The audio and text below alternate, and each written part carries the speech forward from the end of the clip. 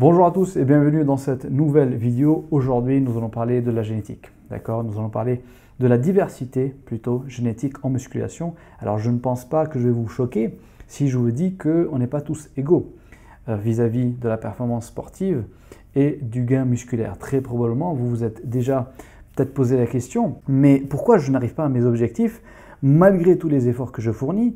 Je vais à la salle de sport, je m'entraîne dur, ça fait peut-être plusieurs mois ou même plusieurs années que je m'entraîne et je n'ai toujours pas un physique qui reflète et qui est proportionnel à ces efforts que je fournis. Et comment ça se fait qu'à la salle, il y a peut-être ce type qui s'entraîne depuis moins longtemps que moi, qui peut-être s'entraîne même moins que moi et qui a déjà des résultats beaucoup plus impressionnants. Alors ce sont des questions très légitimes, d'accord? C'est des questions que je rencontre beaucoup dans ma pratique avec mes clients. Et donc, vous vous doutez bien qu'il y a, dans la réponse, il y a quand même une grosse part de génétique. D'accord? Donc, aujourd'hui, nous allons parler de ça. Nous allons voir à quel point la génétique peut-elle être déterminante et comment ceci a un impact direct sur notre perception de nos efforts et sur notre estimation de nous-mêmes. Dans une prochaine vidéo, qui sera une suite logique à celle-ci, nous rentrerons un peu plus dans les détails et nous verrons quelle part réellement, quelle est la part de la génétique dans la performance sportive et quels sont quelques-uns des facteurs génétiques qu'on ne peut pas changer et qui influent énormément sur nos performances. C'est une vidéo qui risque d'être un peu longue, donc prenez le temps de vous poser, prenez une petite boisson, reposez-vous tranquillement et profitez des choses que je vais partager avec vous aujourd'hui. Pour commencer, on va dresser un tableau de l'ampleur des différences interindividuelles qui peuvent exister. Prenons quelques exemples extrêmes. Andy Bolton, par exemple, l'un des powerlifters les plus forts au monde, raconte dans son livre Explode Your Bench que la première fois qu'il a essayé de faire un squat, il a mis 220 kg sur la barre. C'était la première fois qu'il essayait le squat dans une salle de musculation. D'accord? Et son premier deadlift était à 260 kg. Bon, alors le gars, il faisait 100 kg de poids de corps, mais quand même, ce sont des barres que la plupart d'entre nous ne pourrons jamais faire de notre vie. Lui, il a fait ça la première fois qu'il est allé à la salle de sport. Enfin, la première fois qu'il a essayé de faire ses lifts à la salle. Dorian Yates, à l'âge de 22 ans, alors que ça faisait même pas 2 années qui faisait de la musculation, poussait déjà 140 kg au développé couché en série de 5. Arnold, à 16 ans et à 18 ans, comme vous pouvez le voir sur ces photos, en 2 années de musculation, il a construit plus de muscles que ce que la plupart d'entre nous pouvons construire dans toute notre vie. Alors ces extrêmes peuvent aussi être observés dans les études scientifiques. Par exemple, celle qui est la plus citée, c'est une étude de 2005 sur 585 personnes qui ont suivi exactement le même programme d'entraînement pour les bras pendant 12 semaines. D'accord? Et en moyenne, les participants ont gagné 19% de masse musculaire et ont amélioré leur force de 54%. Donc ça, c'est les valeurs moyennes. Mais nous, ce qui nous intéresse, c'est la disparité. C'est l'énorme différence entre la personne qui a eu les meilleurs résultats et qui a augmenté sa masse musculaire de 60% et sa force de 250%. Et les personnes à l'autre extrême, les personnes qui ont eu le moins de résultats, ont eu 0% de gain en force et ils ont même perdu de la masse musculaire. C'est ce que les chercheurs appellent les non-répondants ou les non-responders. Alors il y a beaucoup d'études qui montrent cette énorme disparité. On ne va pas tous les passer en revue aujourd'hui parce que ce n'est pas le but. Ici, j'ai juste envie de vous faire toucher du doigt et de vous faire comprendre à quel point les différences interindividuelles sont énormes. Non seulement ils existent, mais ils sont aussi très grands face à un simple programme de musculation, un programme générique que vous trouvez sur Internet. Il y a des gens qui vont très bien y répondre et il y en a d'autres qui vont avoir aucun résultat. D'accord? Alors qu'ils ont fait exactement la même chose. C'est pour cela que si je prends un programme au hasard, d'accord, un programme reconnu, comme par exemple le 5-3-1 de Jim Wendler, peut-être vous connaissez, peut-être vous ne connaissez pas, c'est un excellent programme de force, d'accord. Si je regarde les avis des gens qui ont essayé ce programme, je vais très souvent trouver des avis positifs, mais aussi des avis très négatifs. Le 5-3-1 est un programme avec un faible volume d'entraînement. C'est-à-dire que les gens qui répondent bien à un faible volume d'entraînement auront des bons résultats, mais ceux qui ont besoin d'un volume d'entraînement plus élevé n'auront pas des bons résultats. Ils pourront même ne pas avoir de résultats du tout. D'accord? Alors, ils peuvent du coup être déçus et penser qu'ils ont une mauvaise génétique, ce qui n'est peut-être pas forcément le cas. C'est juste qu'ils n'ont pas répondu à ce programme qui n'est pas personnalisé. D'accord? Et c'est ce qu'on voit aussi dans les études. Les personnes qui ont les meilleurs résultats et ceux qui ont les pires résultats faisaient le même programme. Donc les non-répondants ne sont pas non-répondants à l'entraînement en général. D'accord? Ils sont non-répondants au programme spécifique de cette étude ou au programme spécifique trouvé sur Internet. Ça, c'est important à comprendre. Si on personnalise leur programme, automatiquement, ils vont répondre, d'accord? Et ils ne seront plus non-répondants. Ça, c'est bien sûr ce que nous, les coachs, nous observons sur le terrain. Et l'une des missions principales du coach sportif, c'est d'adapter et d'individualiser l'entraînement. Dans ma pratique, je rencontre une part non négligeable de personnes qui viennent vers moi parce qu'elles n'arrivent pas à développer leur masse musculaire ou elles n'arrivent pas à développer leur force en suivant des programmes génériques qu'elles trouvent sur Internet. Donc en travaillant ensemble, à chaque fois, on arrive à relancer la progression, à gagner en masse et à en gagner en force. Maintenant, il faut quand même rester réaliste et je vais être très franc avec vous. Il y a peut-être quelque chose qui peut être vraiment décourageant et c'est l'ampleur de ces gains. Certes, on arrive à relancer les gains, mais par contre, il n'y a pas une linéarité ou une proportionnalité entre l'effort fourni et les gains reçus. D'accord? Rappelez-vous la question qu'on s'est posée au début de cette vidéo. Pourquoi je n'ai toujours pas un physique qui reflète et qui est à la hauteur des efforts que je fournis? Si vous avez une génétique qui est moins bonne que la moyenne, ce qui est le cas de beaucoup de gens, d'accord? Ce n'est pas une minorité. Vous allez peut-être avoir du mal à développer votre force et votre physique, même en personnalisant votre programme et en faisant appel à un coach sportif. Les résultats que vous allez avoir ne seront probablement pas à la hauteur de vos efforts. Et ça, c'est juste une réalité, d'accord? Je sais, c'est un peu déprimant, mais le but de cette vidéo, c'est de vous transmettre des infos véridiques et non pas de vous vendre du rêve. Donc c'est pour cela que, personnellement, quand je travaille avec mes clients, je ne leur donne pas des objectifs chiffrés absolus, du genre, sur ce programme, tu vas prendre 3 kg de muscle en 3 mois. Même si en soi, ce n'est pas déconnant de prendre 3 kg de muscle en 3 mois, surtout pour quelqu'un qui est débutant. Mais une grande partie des gens ne pourront pas prendre 3 kg de muscle en 3 mois. D'accord? Ils pourront peut-être prendre 1 kg, même voire un peu moins. Donc s'ils pensent qu'ils auraient pu prendre 3 kg, ils vont bien sûr être déçus du résultat et ils vont penser qu'ils ont peut-être mal fait les choses, qu'ils ne se sont pas entraînés assez fort, qu'ils n'ont pas été assidus, alors que pas du tout. Ils ont fourni l'effort qu'il faut. Ils ont suivi le programme, ils se sont entraînés comme il faut, ils ont mangé comme il faut. C'est juste que leur progression ne peut pas aller plus vite que ce que leur génétique leur permet.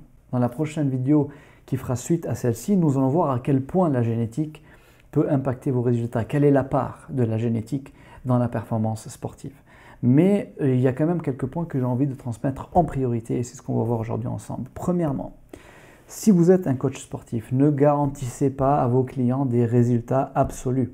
D'accord? Vous n'avez aucune idée à quelle vitesse ils peuvent progresser, ni comment leur corps réagira, surtout si c'est des nouveaux clients. Garantissez-leur plutôt votre professionnalisme et la qualité de votre coaching. Deuxièmement, valorisez l'effort de vos clients plutôt que leurs résultats. D'accord? Parce que, comme on l'a vu ensemble, les résultats ne sont pas automatiquement proportionnels aux efforts. Vous pouvez fournir beaucoup d'efforts pour peu de résultats. Rappelez-vous, nous ne sommes pas tous égaux vis-à-vis de notre bagage génétique et certains auront des bien meilleurs résultats par rapport à d'autres alors qu'ils fournissent les mêmes efforts, même voire ils fournissent moins d'efforts. Donc si on se focalise uniquement sur les résultats, ça peut avoir un impact négatif sur notre morale et sur notre perception de nous-mêmes. Donc vous l'avez bien compris, ça ne sert à rien de se comparer aux autres. Ça ne sert à rien de se comparer au type le plus fort de la salle ou à la nana la mieux gaulée ou à votre influenceur favori qui a peut-être un physique de rêve ou au champion de powerlifting ou de powerbuilding. D'accord?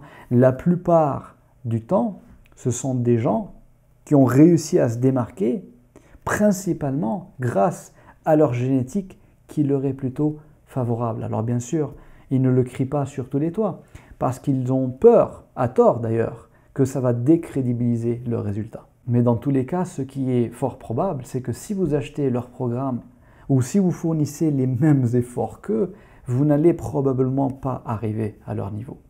Donc on ne se compare pas entre nous, le mieux c'est de se comparer uniquement à soi-même et d'essayer de progresser d'année en année. Alors pour la petite anecdote, personnellement c'est quelque chose que j'ai compris assez tôt dans ma vie de sportif. Je pratiquais et je pratique toujours d'ailleurs la force athlétique, d'accord? Mais j'ai très vite compris que je ne pourrais jamais être champion ou même être à haut niveau, d'accord? J'ai un petit niveau régional et puis c'est tout. Je l'accepte, il n'y a aucun problème. J'essaie de m'améliorer d'année en année, mais je ne vais pas non plus me leurrer et penser qu'un jour je pourrais être champion. Parce que tout simplement, ma génétique me limite. En tout cas aujourd'hui, avec l'effort que je fournis, je ne peux pas avoir plus de résultats. Et si je veux avoir plus de résultats, peut-être qu'il va falloir que je fournisse plus d'efforts, ce qui va empiéter sur d'autres aspects de ma vie. Et aujourd'hui, est-ce que j'ai vraiment envie de faire cet échange? La réponse est non. Ça m'arrive souvent avec mes clients de coacher des gens qui, au bout de quelques mois d'entraînement ensemble, arrivent à exploser complètement mes records personnels pour des gabarits similaires, d'accord? Donc vraiment, je mets l'accent dessus, je me répète, on ne se compare pas aux autres. Imaginez si je me compare à mes clients, je déprimerais, d'accord? Ça n'a aucun sens. On ne part pas avec le même bagage génétique, ça n'a pas de sens de se comparer entre nous, il faut se comparer uniquement à soi-même. Troisièmement, j'ai envie aussi de vous sensibiliser sur l'ampleur des résultats. Si vous avez des résultats moyens ou sous la moyenne, ça ne veut pas dire que votre investissement et votre engagement a été moyen ou sous la moyenne. D'accord? Ça ne veut pas dire que vous êtes un gros paresseux si vous n'avez pas des excellents résultats. Je pense qu'à ce stade, vous avez compris ce message.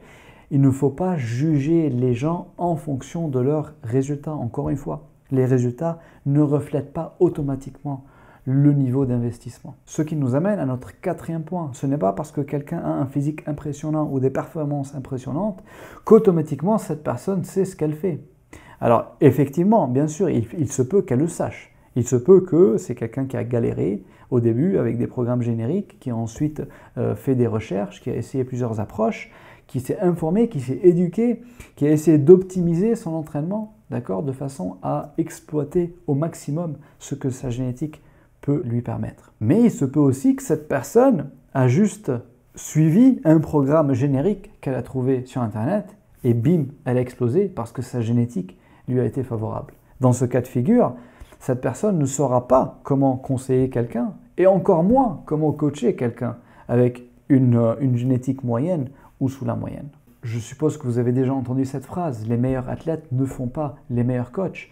Si vous avez un coach qui vous dit « Regardez-moi, écoutez, suivez mon programme parce que je suis fort, je suis musclé, je suis balèze, j'ai gagné des compètes, j'ai fait ci, j'ai fait ça », généralement faites attention et restez sceptique. D'accord? Alors bien sûr, l'expérience personnelle, certes, est importante. À l'inverse, écouter un coach qui a tous les diplômes au monde, mais qui n'est pas souvent sous les barres, n'est pas non plus une bonne chose. Donc pour choisir un bon coach, il faut plusieurs choses. Il faut 3 points essentiels à mon avis, et qui sont toutes les 3 aussi importantes les unes que les autres. Premièrement, ça va être bien sûr son bagage académique, sa formation.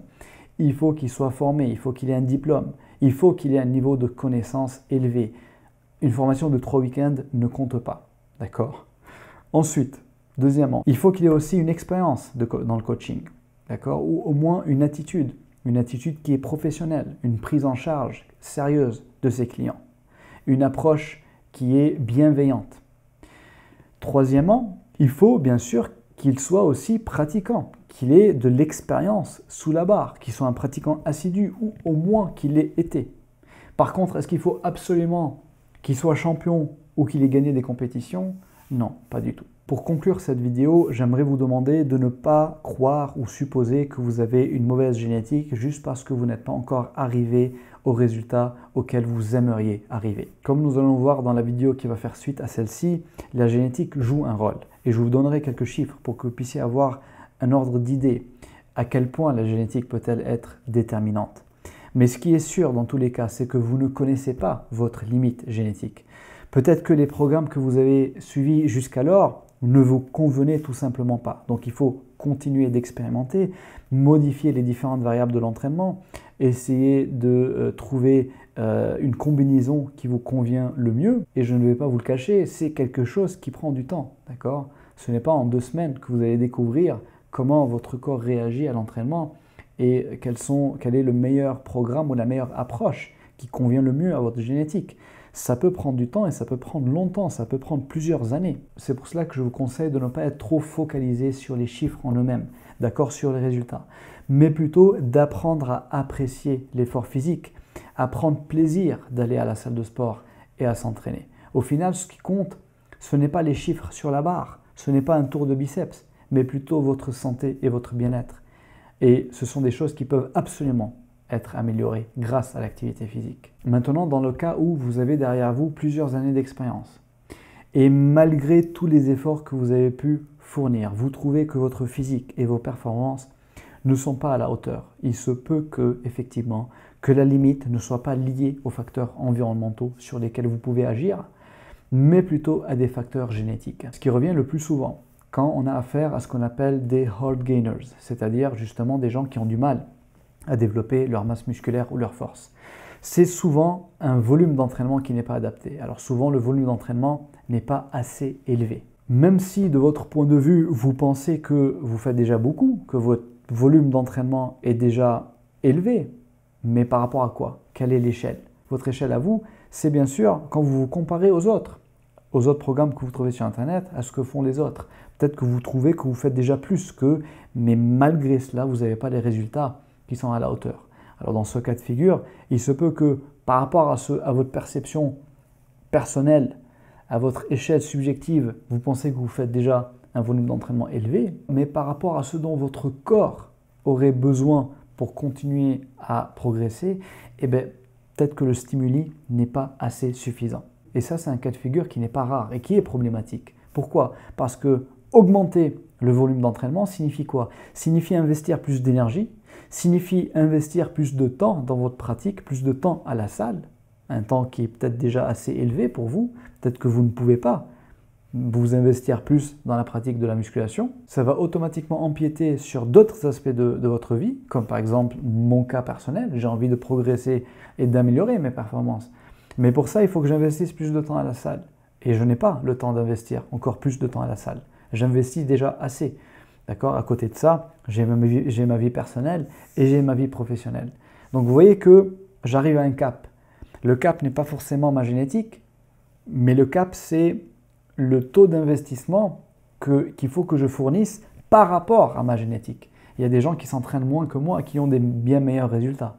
D'accord? Donc, je suis limité avec ma génétique, certes, comme beaucoup de gens qui sont peut-être dans le même cas de figure. Mais ce n'est pas une limite absolue, c'est une limite relative par rapport à ce que moi, je peux investir aujourd'hui en fonction des paramètres de ma vie personnelle. Donc ça, bien sûr, c'est quelque chose aussi à considérer, à reconnaître, d'accord, et à accepter. Accepter les résultats qu'on a avec les efforts qu'on est prêt à fournir, tout en prenant en compte, bien sûr, notre génétique. Voici donc pour cette vidéo, j'espère que j'ai réussi quand même à éclairer un peu plus cet aspect nébuleux de la génétique et de son influence sur l'activité physique. On va rentrer un peu plus dans les détails dans la prochaine vidéo, donc abonnez-vous si ce n'est pas déjà fait, aimez, partagez cette vidéo pour m'aider à faire connaître mon travail et pour aider aussi le plus de gens possible à progresser dans leur pratique sportive. Pour ceux qui ont envie d'aller un peu plus loin, de valoriser le travail sur cette chaîne, vous pouvez le faire en cliquant sur les 3 petits points en bas à droite de cette vidéo. Ensuite, vous cliquez sur merci et là, vous aurez accès à plusieurs valeurs pour témoigner de votre reconnaissance et de votre soutien pour cette chaîne. Merci encore à vous tous et je vous dis à très bientôt dans une très prochaine vidéo.